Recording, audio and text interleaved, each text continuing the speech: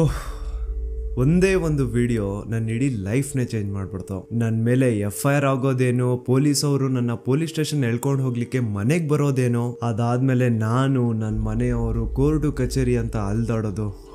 ಯಾವಾಗಿದೆಲ್ಲ ಮುಗಿಯುತ್ತಪ್ಪ, ಇದು ಮುಗ್ದಿದ ತಕ್ಷಣ ಯೂಟ್ಯೂಬ್ ಎಲ್ಲ ಬಿಟ್ಬಿಟ್ಟು ಒಂದಷ್ಟು ದಿನ ನೆಮ್ಮದಿಯಿಂದ ಎಲ್ಲಾದ್ರೂ ಹೋಗ್ಬಿಟ್ಟು ಪ್ರಶಾಂತವಾಗಿರೋಣ ಅನ್ಕೊಂಡಿದ್ದೆ. ಆದ್ರೆ ನನ್ನ ಮನ್ಸಲ್ಲಿ ಕೆಲವೊಂದು ಪ್ರಶ್ನೆಗಳಿದಾವೆ. ಸೌಜನ್ಯಳಿಗೆ ನ್ಯಾಯ ಕೇಳ್ತಾ ಜಸ್ಟ್ ನಾನೊಂದು ವಿಡಿಯೋ ಮಾಡಿದ್ದಕ್ಕೆ ನನ್ನ ಮೇಲೆ ಇಷ್ಟೊಂದೆಲ್ಲ ಆಗಿದೆ ಅಂತಂದ್ರೆ, ಜಸ್ಟ್ ಇಮ್ಯಾಜಿನ್ ಸೌಜನ್ಯ ಕೇಸಲ್ಲಿ ಯಾರೆಲ್ಲ ಸಾಕ್ಷಿ ಆಗ್ಬೋದಿತ್ತೋ ಅವ್ರ ಜೊತೆ ಏನೇನಾಗಿರಲ್ಲ. ನಾನ್ ಎಷ್ಟು ಅನ್ಕೊಳ್ತಿದ್ದೀನಿ, ಸಾಕಿನ್ನ 1-2 ತಿಂಗಳು ಏನು ವಿಡಿಯೋ ಮಾಡೋದ್ ಬೇಡ, ಸೈಲೆಂಟ್ ಆಗಿ ಇದ್ಬಿಡುವ ಅಂತ. ಆದ್ರೆ ನನ್ನ ಕೈಲಿಂದ ಆಗ್ತಿಲ್ಲ. ಯಾವುದೋ ಒಂದು ಸರ್ವಶಕ್ತಿ ನನ್ನ ಮನ್ಸೊಳಗಡೆ ಈ ಪ್ರಶ್ನೆನ ಹಾಕಿ ಇದ್ರ ಬಗ್ಗೆ ಮಾತಾಡುವಂತಿದೆ. ಮೊದ್ಲೇ ಹೇಳ್ಬಿಡ್ತೀನಿ, ಈ ವಿಡಿಯೋ ಯಾವುದೇ ಜಾತಿ, ಧರ್ಮ, ದೇವಸ್ಥಾನಕ್ಕೆ ಸಂಬಂಧಪಟ್ಟಿಲ್ಲ. ಈ ವಿಡಿಯೋದಲ್ಲಿ ನಾನು ಕೇವಲ ಸೌಜನ್ಯ ಕೇಸ್ ಬಗ್ಗೆ ಮಾತಾಡ್ತಿದ್ದೇನೆ. ಸೌಜನ್ಯ ಕೇಸಲ್ಲಿ ಯಾವುದೆಲ್ಲ ಯಾರೆಲ್ಲ ಸಾಕ್ಷಿ ಆಗ್ಬೋದಿತ್ತೋ ಅದೆಲ್ಲ ಹೇಗ್ ನಾಶ ಆಯ್ತು ಅನ್ನೋದನ್ನ ತಿಳಿಸ್ಕೊಡ್ತೇನೆ.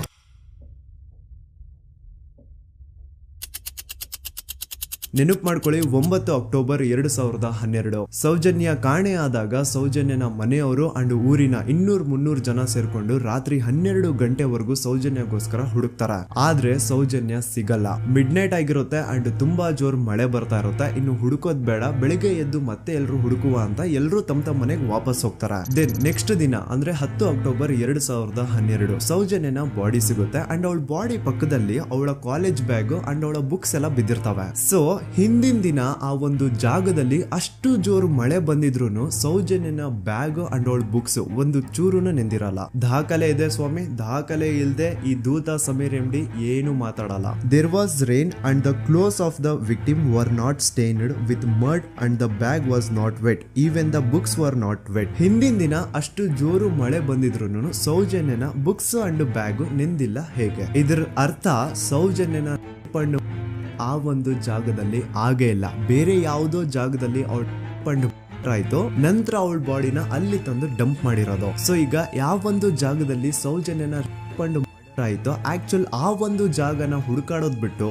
ಪೊಲೀಸರು ಉಲ್ಟಾ ಏನ್ ಮಾಡ್ತಾರೆ ಅಂದ್ರೆ, ಯಾವೊಂದು ಜಾಗದಲ್ಲಿ ಸೌಜನ್ಯನ ಬಾಡಿ ಸಿಕ್ಕಿತ್ತೋ ಅದೇ ಜಾಗದಲ್ಲೇ ಅವಳು ಆಗಿತ್ತು ಅಂತ ಪ್ರೂವ್ ಮಾಡ್ಲಿಕ್ಕೆ ಹೊರಡ್ತಾರ. ಇಲ್ಲಿ ಪೊಲೀಸ್ ಅವರ ಬುದ್ಧಿವಂತಿಕೆ ನೋಡಿ, ಯಾವೊಂದು ಜಾಗದಲ್ಲಿ ಸೌಜನ್ಯನ ಬಾಡಿ ಸಿಕ್ಕಿತ್ತೋ ಅಲ್ಲಿ ಅವ್ರದ್ದು ಯಾವುದೇ ಒಂದು ಒಳ ಉಡುಪು ಸಿಗಲ್ಲ. ಅದಕ್ಕೆ ಇವ್ರು ಏನ್ ಮಾಡ್ತಾರೆ ಅಂದ್ರೆ, ನೆಕ್ಸ್ಟ್ ದಿನ ಸೌಜನ್ಯ ಮನೆಗೆ ಹೋಗ್ಬಿಟ್ಟು ಅಲ್ಲಿ ಮನೆಯವರಿಂದ ಸೌಜನ್ಯನ ಇನ್ನರ್ ವೇರ್ಸ್ ನ ಇಸ್ಕೊಂಡ್ ಬಂದು ಅದನ್ನ ನಂತರ ರಿಪೋರ್ಟ್ಸ್ ಅಲ್ಲಿ ಇದು ನಮ್ಗೆ ಸೌಜನ್ಯ ಬಾಡಿ ಸಿಕ್ಕಿದ ಜಾಗದಲ್ಲೇ ಸಿಕ್ಕಿದ್ದು ಅಂತ ಮೆನ್ಷನ್ ಮಾಡ್ತಾರೆ. ಪೊಲೀಸ್ನವರು ಅವಳ ಪುಸ್ತಕ ಎಲ್ಲ ಹುಡುಕಾಡಿದ್ರು, ಯಾರಾದ್ರೂ ಫೋನ್ ನಂಬರ್ ಉಂಟಾ ಅಂತ ಹೇಳಿ ತುಂಬ ನಾವು ಎಲ್ಲ ತೆಗೆದುಕೊಟ್ಟೆ.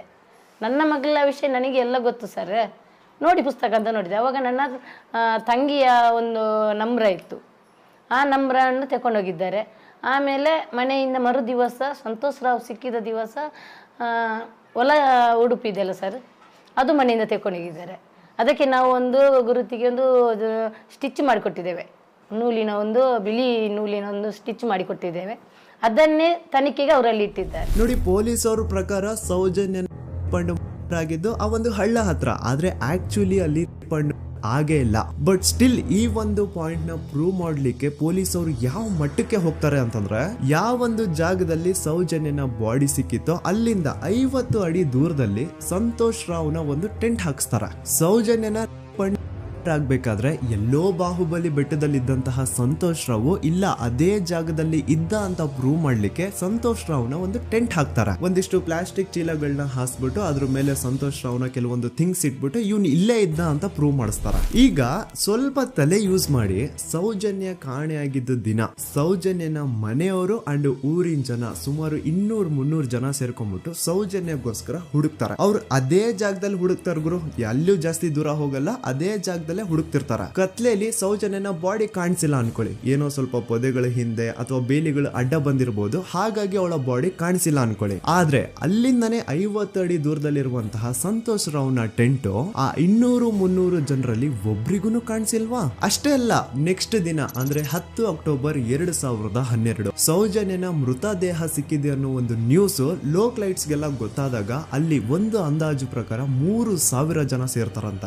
ಆಗ್ಲೂ ಸಹ ಆ 3,000 ಜನರಲ್ಲಿ ಒಬ್ರಿಗೂ ಸಹ ಆ ಸಂತೋಷ್ ರಾವ್ನ ಟೆಂಟ್ ಕಾಣಿಸೇ ಇಲ್ಲ. ಜಾಸ್ತಿ ದೂರ ಇಲ್ಲ ಗುರು, ಎಲ್ಲಿ ಬಾಡಿ ಸಿಕ್ಕಿರುತ್ತೋ ಅಲ್ಲಿಂದ 50 ಅಡಿ ದೂರ ಅಷ್ಟೇ. ಆದ್ರೂ ಆ ಟೆಂಟ್ ಯಾರಿಗೂ ಕಾಣಿಸೇ ಇಲ್ಲ. ಹೇಗೆ? ಯಾಕಂತಂದ್ರೆ ಆ ಟೆಂಟ್ ಅಲ್ಲಿ ಇರ್ಲೇ ಇಲ್ಲ. ಇದ್ರೆ ತಾನೇ ಕಾಣಿಸೋದಕ್ಕೆ.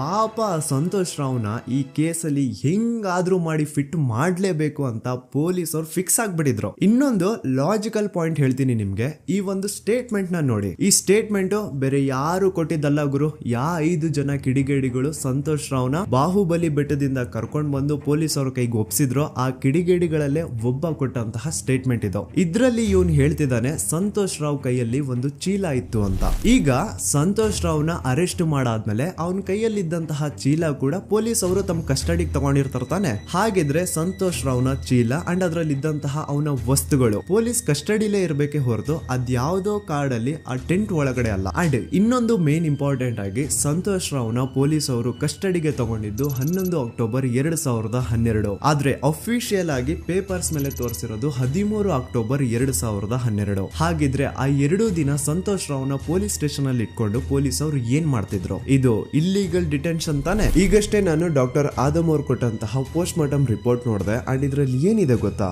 ಸೌಜನ್ಯ ಸತ್ತಾದ್ಮೇಲೆ ಅಲ್ಲ, ಅವಳು ಬದುಕಿರ್ಬೇಕಾದ್ರೇನೆ, ಅವಳು ಮಾಡ್ತಾ ಇರ್ಬೇಕಾದ್ರೇನೆ ಆ ದುಷ್ಕರ್ಮಿಗಳು ಅವಳ ಯೋನಿ ಒಳಗಡೆ 6 ಇಂಚು ಮಣ್ಣು ತುಂಬಿರೋದು. ಅಂಡ್ ರೀಸೆಂಟ್ ಆಗಿ ಬರ್ತಾ ಇರುವಂತಹ ಇನ್ನೊಂದು ಬಿಗ್ಗೆಸ್ಟ್ ಅಲಿಗೇಷನ್ ಏನು ಅಂತಂದ್ರೆ ಸಂತೋಷ್ ರಾವ್ ಬ್ರೇನ್ ಮ್ಯಾಪಿಂಗ್ ಗೆ ಒಪ್ಕೊಂಡಿಲ್ಲ ಅಂತವ್ರು ಪ್ಲೀಸ್ ಈ ಒಂದು ಡಾಕ್ಯುಮೆಂಟ್ ನ ಕಂಡ್ಬಿಟ್ಟು ನೋಡಿ. ಇಲ್ಲಿ ಸಂತೋಷ್ ರಾವೇ ಹೇಳ್ತಿದ್ದಾನೆ, ಅಪರಾಧಿ ಎಂದು ಸಾಬೀತು ಮಾಡಲು ಅಗತ್ಯವಿರುವ ಯಾವುದೇ ವೈಜ್ಞಾನಿಕ ಪರೀಕ್ಷೆಗೆ ಒಳಪಡಲು ಸ್ವಯಂ ಇಚ್ಛೆ ವ್ಯಕ್ತಪಡಿಸಿರುತ್ತೇನೆ. ಕೆಳಗಡೆ ಸಂತೋಷ್ ರಾವ್ನ ಸಿಗ್ನೇಚರ್ ಇದೆ ಅಂಡ್ ಈ ಕಡೆ ಕೋರ್ಟ್ ನ ಸೀಲ್ ಕೂಡ ಇದೆ. ಅಂಡ್ ಇನ್ನೊಂದು ವಿಷಯ, ನನ್ನ ವಿಡಿಯೋದಲ್ಲಿ ನಾನು ಹೇಳಿದ್ದೀನಿ ಸಂತೋಷ್ ರಾವ್ಗೆ ಫಿಮೋಸಿಸ್ ಅನ್ನೋ ಒಂದು ಕಾಯಿಲೆ ಇತ್ತು ಅಂತ. ಅಂಡ್ ಅಲ್ಲಿ ಇನ್ನೊಂದು ಪಾಯಿಂಟ್ ಕೂಡ ಹೇಳಿದ್ದೀನಿ, ಇನ್ ಕೇಸ್ ಅವನ್ ಏನಾದ್ರು ಮಾಡಿದ್ರೆ ನರಕ ಅನುಭವಿಸ್ತಾನೆ ಅಂತ.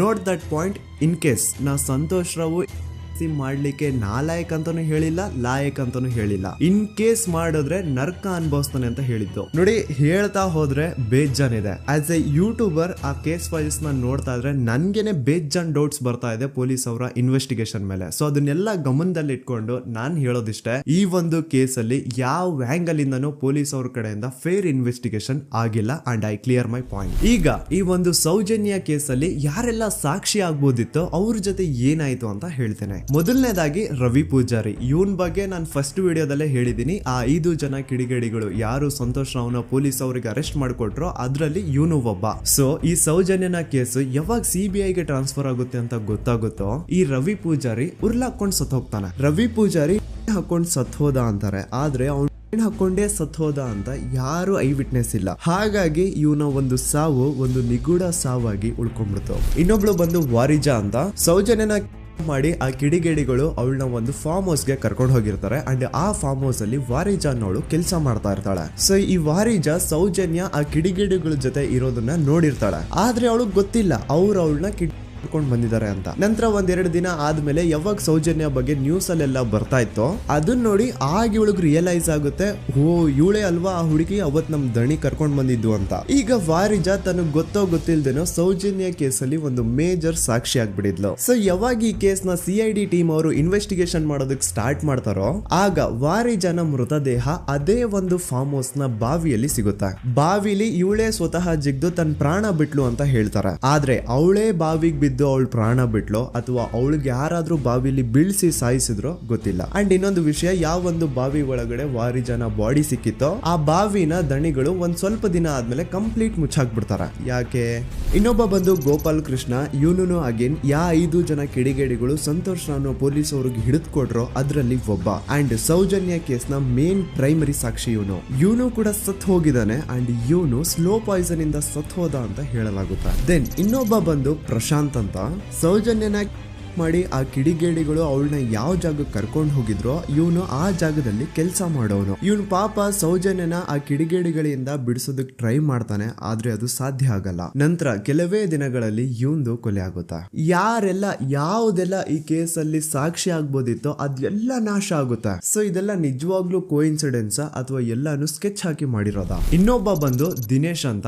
ಇವನು ಕೂಡ ಸೌಜನ್ಯ ಕೇಸಲ್ಲಿ ಒಬ್ಬ ಸಾಕ್ಷಿನೇ. ಸೌಜನ್ಯನ ಯಾರೋ ಕಿಡಿಗೇಡಿಗಳು ಕಿಡ್ನಾಪ್ ಮಾಡ್ಕೊಂಡು ಮಾಡ್ಕೊಂಡು ಹೋಗ್ತಾ ಇರ್ಬೇಕಾದ್ರೆ ದಿನೇಶ್ ಅದನ್ನ ಕಣ್ಣಾರೆ ಕಂಡಿರ್ತಾನೆ. ಇವನ್ ಹೋಗ್ಬಿಟ್ಟು ಪೊಲೀಸ್ ಅವ್ರಿಗೆ ಹೇಳ್ತಾನೆ ಕೂಡ, ಆದ್ರೆ ಪೊಲೀಸ್ ಅವರು ಯಾರು ಇವನ್ ಮಾತನ್ನ ತಲೆಗೆ ಹಾಕೊಳ್ಳಲ್ಲ. ಅದಾದ್ಮೇಲೆ ಒಂದು ದಿನ ಸಡನ್ಲಿ ಇವನು ರೋಡ್ ಆಕ್ಸಿಡೆಂಟ್ ಅಲ್ಲಿ ಸಾಯ್ತಾನೆ. ಡೇ ಟೈಮ್ ಅಲ್ಲೇ ತುಂಬಾ ಫಾಸ್ಟ್ ಆಗಿ ಒಂದು ಬುಲೆರೋ ಕಾರ್ ಬಂದ್ಬಿಟ್ಟು ಇವನಿಗೆ ಹಿಟ್ ಮಾಡುತ್ತೆ ಅಂಡ್ ಅದರಿಂದ ಇವನು ಸತ್ ಹೋಗ್ತಾನೆ. ಆ ಬುಲೆರೋ ಕಾರ್ ಯಾರ್ದು, ಅದನ್ನ ಓಡಿಸ್ತಿದ್ದಂತಹ ಡ್ರೈವರ್ ಯಾರು ಅಂಡ್ ಅವನು ಯಾರಿಗೆ ಸಂಬಂಧಪಟ್ಟವನು ಒಮ್ಮೆ ನೀವೇ ರಿಸರ್ಚ್ ಮಾಡಿ ನೋಡ್ಕೊಳ್ಳಿ. ಇನ್ನೊಬ್ಬ ಬಂದು ಹರೀಶ್ ಮಡಿವಾಳ್. ಇವನು ಪೊಲೀಸ್ ಅವ್ರಿಗೆ ಒಂದು ಸ್ಟೇಟ್ಮೆಂಟ್ ನ ಕೊಟ್ಟಿರ್ತಾನೆ. 9 ಅಕ್ಟೋಬರ್ 2012 ಸೌಜನ್ಯ ಕಾಲೇಜಿಂದ ಬಸ್ ಅಲ್ಲಿ ಬಂದು ನೇತ್ರಾವತಿ ಬಸ್ ಸ್ಟಾಪ್ ಅಲ್ಲಿ ಇಳ್ಕೊಂಡು ನಂತರ ತನ್ನ ಮನೆ ಕಡೆಗೆ ನಡ್ಕೊಂಡು ಹೋಗ್ತಾ ಇರ್ಬೇಕಾದ್ರೆ ಸೌಜನ್ಯನ ಹಿಂದೆ ಯಾರೋ ಒಬ್ಬ ಅಪರಿಚಿತ ಗಂಡು ಅವಳನ್ನ ಫಾಲೋ ಮಾಡ್ಕೊಂಡು ಹೋಗ್ತಿದ್ದ ಅಂತ ಇವನ್ ಸ್ಟೇಟ್ಮೆಂಟ್ ಕೊಡ್ತಾನೆ. ಅಂಡ್ ನೀವೇನ್ ಸ್ಕ್ರೀನ್ ಮೇಲೆ ನೋಡ್ತಾ ಇದ್ರು ಇದೇ ಆ ಸ್ಟೇಟ್ಮೆಂಟ್ ನ ಕಾಪಿ. ಇದ್ರಲ್ಲಿ ಎಲ್ಲಿನೂ ಹರೀಶೇ ಈ ಒಂದು ಸ್ಟೇಟ್ಮೆಂಟ್ ಕೊಟ್ಟಿದ್ದಾನೆ ಅಂತ ಅವನ ಸಿಗ್ನೇಚರ್ ಆಗ್ಲಿ ಸೈನ್ ಆಗ್ಲಿ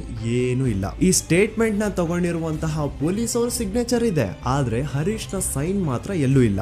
ಯಾಕಂತಂದ್ರೆ ಈ ಸ್ಟೇಟ್ಮೆಂಟ್ ನ ಹರೀಶ್ ಕೊಟ್ಟೇ ಇಲ್ಲ. ಎಲ್ಲಿ ಈ ಒಂದು ಕೇಸು CBI ಹೋಗಿ ಅವಾಗ CBI ಅವರು ಹರೀಶ್ ನ ಕರೆಸ್ಬಿಟ್ಟು ಇದ್ರ ಬಗ್ಗೆ ಕೇಳಿದಾಗ ಎಲ್ಲಿ ಹರೀಶ್ ಈ ಸ್ಟೇಟ್ಮೆಂಟ್ ನ ನಾನು ಕೊಟ್ಟೇ ಇಲ್ಲ ಸರ್ ಅಂತ ಬಾಯಿ ಬಿಟ್ಬಿಡ್ತಾನೋ ಅಂತ ಹರೀಶ್ ನು ಕೂಡ ಸಾಯ್ ಹೊಡಿತಾರ. ಹರೀಶ್ ಒಮ್ಮೆ ತನ್ನ ಬೈಕ್ ಅಲ್ಲಿ ಹೋಗ್ತಾ ಇರ್ಬೇಕಾದ್ರೆ ಯಾವುದೋ ಒಂದು ಅಪರಿಚಿತ ಕಾರ್ ಬಂದ್ಬಿಟ್ಟು ಅವನ್ನ ಗುದ್ಬಿಡುತ್ತೆ ಅಂಡ್ ಅದರಿಂದ ಹರೀಶ್ ನ ಸಾವಾಗುತ್ತಾ. ನೋಡಿ, ಯಾವುದೇ ಆಕ್ಸಿಡೆಂಟ್ ಕೇಸ್ ಅಲ್ಲಿ ರೂಲ್ ಏನು ಅಂತಂದ್ರೆ ಇನ್ ಕೇಸ್ ನನ್ಗೆ ಯಾವ್ದಾದ್ರು ಬಂದು ಒಂದು ವೆಹಿಕಲ್ ಏನಾದ್ರು ಹಿಟ್ ಮಾಡಿದಾಗ ನನ್ಗೇನಾದ್ರು ಪ್ರಜ್ಞೆ ಇದ್ರೆ ನಾನ್ ಪೊಲೀಸ್ ಅವ್ರಿಗೆ ಕಂಪ್ಲೇಂಟ್ ಕೊಡ್ಬೋದು, ಅಥವಾ ನನ್ನ ಹೆಂಡತಿ ಏನಾದ್ರು ಇದ್ರೆ ಅವ್ರು ಪೊಲೀಸ್ ಅವ್ರಿಗೆ ಕಂಪ್ಲೇಂಟ್ ಕೊಡ್ಬೋದು, ಅಥವಾ ತಂದೆ ತಾಯಿ ರಕ್ತ ಸಂಬಂಧ ಯಾರು ಇರ್ತಾರೋ ಅವ್ರು ಕಂಪ್ಲೇಂಟ್ ಕೊಡ್ಬೋದು. ಆದ್ರೆ ಹರೀಶ್ ಕೇಸ್ ಅಲ್ಲಿ ಯಾರೋ ಒಬ್ಬ ಥರ್ಡ್ ಪರ್ಸನ್ ಬಂದ್ಬಿಟ್ಟು ಕಂಪ್ಲೇಂಟ್ ಕೊಡ್ತಾನೆ. ಆ ಥರ್ಡ್ ಪರ್ಸನ್ ಯಾರು, ಅವನ್ಗೂ ಹರೀಶ್ಗೂ ಏನ್ ಸಂಬಂಧನೇ ಇಲ್ಲ. ನೀವು 2021ರಲ್ಲಿ ಹರೀಶ್ ಮಡಿವಾಳ ಒಂದು ಕಂಪ್ಲೇಂಟ್ ಕೊಟ್ಟಿದ್ರಿ. ಹರೀಶ್ ಮಡಿವಾಳ ಆಕ್ಸಿಡೆಂಟ್ ಕೇಸಲ್ಲಿ. ಅವ್ರಿಗೆ ನೀವು ಏನಾಗ್ಬೇಕು ಸರ್? ಸರ್ ನಾವು ಸ್ಟಾಪ್ ಅಷ್ಟೇ. ಎಲ್ಲಿದ್ದು ಸ್ಟಾಪ್ ಸರ್? ಧರ್ಮಸ್ಥಳ ಅನ್ನಪೂರ್ಣದ. ನಿಮ್ಗೇನಾದ್ರು ಗೊತ್ತಿತ್ತು ಸರ್ ಅದು ಪ್ರಕರಣದ ಬಗ್ಗೆ? ಸರ್ ನಂಗೇನು ಗೊತ್ತಿಲ್ಲ ಸರ್. ಗೊತ್ತಿಲ್ವಾ? ಗೊತ್ತಿಲ್ಲ. ನಾನು ಹಿಂದಿಂದ ಹೋಗ್ತಿದ್ದೆ ಡ್ಯೂಟಿಗೆ, ಅವ್ರು ಮುಂದಿಂದ ಹೋಗ್ತಿದ್ರು. ನೀವು ನಾನು ಸ್ಪಾಟಲ್ಲಿ ಇದ್ರಾ? ಸ್ಪಾಟಲ್ಲಿ ಇಲ್ಲ. ಯಾಕಂದ್ರೆ ನಂಗೆ ಗೊತ್ತಾದ ಛತ್ರಕ್ಕೆ ಹೋದ್ಮೇಲೆ. ಛತ್ರಕ್ಕೆ ಹೋದಾದ್ಮೇಲೆ ಮತ್ತೆ ಕಂಪ್ಲೇಂಟ್ ಕೊಟ್ರಿ ನೀವು? ಸರ್ ನಾನು ಕೊಟ್ಟದಂದ್ರೆ ನನ್ನ ಮ್ಯಾನೇಜರ್ ಕಳಿಸಿದ್ದೆ ಅಷ್ಟೇ. ಇಲ್ಲಿಂದ? ಧರ್ಮಸ್ಥಳದಿಂದ.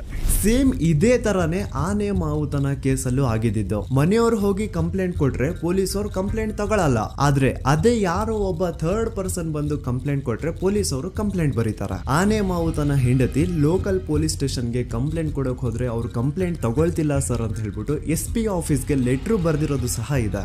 But still no action was taken. So SP ಆಫೀಸ್ಗೆ ಲೆಟರ್ ಕೊಟ್ಟಾದ್ಮೇಲೆ ಏನು ತನಿಖೆ ಆಗದೆ ಇದ್ದಾಗ ಆಗ ಆನೆ ಮಾವುತನ ಮಕ್ಕಳು ಹೋಗ್ಬಿಟ್ಟು IGPಗೆ ಒಂದು ಲೆಟರ್ ಬರ್ದು ಕೊಡ್ತಾರೆ. ಆದ್ರೂ ಸಹ ಇನ್ನೂವರೆಗೂ ಸರಿಯಾದ ತನಿಖೆ ಆಗೇ ಇಲ್ಲ ಅಂಡ್ ರಿಯಲ್ ಆರೋಪಿಗಳು ಯಾರು ಅಂತ ಗೊತ್ತಾಗೇ ಇಲ್ಲ.